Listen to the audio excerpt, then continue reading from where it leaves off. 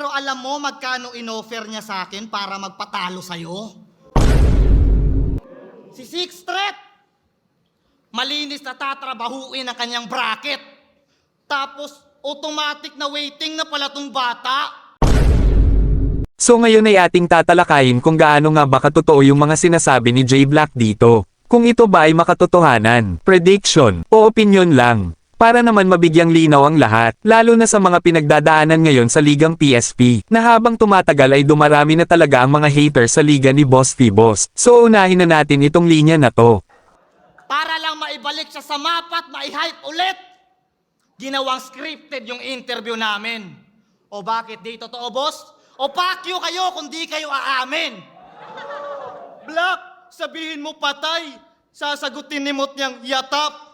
Nung interview ni Moth at J Black bago pa sila maglaban, isa ako sa nakakita ng video na yon.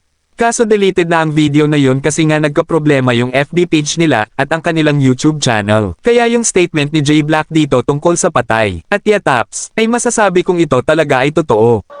Black, sabihin mo patay. Sasagutin ni Mot niyang yatap. Para lang mai-hype ulit yung estilo niya, pinagmukha akong tanga. Puta, sa flip-top hindi tayo ginaganto. Kung sa bagay, malaki na naihulog niya sa'yo. Ikaw si Mot, ang alkansya ni Pibus. Halata naman sa biyak mo sa noo. Another one. Fast money. TF. Siyempre, mas malaki binayad sa putang inang to. Pero alam mo magkano inoffer niya sa akin para magpatalo sa'yo? Di mo alam? Di mo alam?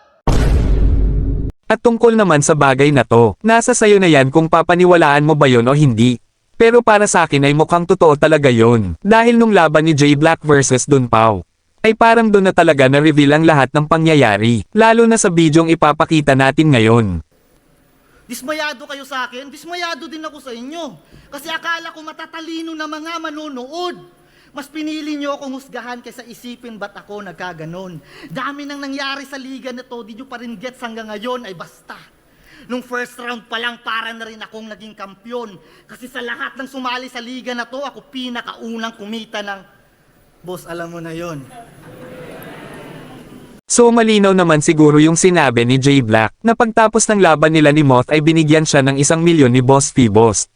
At para sa akin yung statement na yun ay totoo din yun. At nararapat lang naman na mabigyan ng ganun si J Black, dahil kasalanan din naman yun ni Boss P. Dahil binago niya yung desisyon ng mga hurado. At dahil sa issue na yun ay nagkaroon ng madaming haters ang PSP.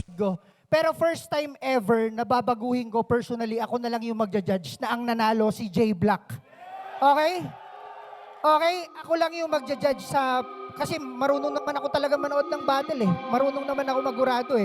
So, ang boto, babaguhin ko, ang panalo si J Black!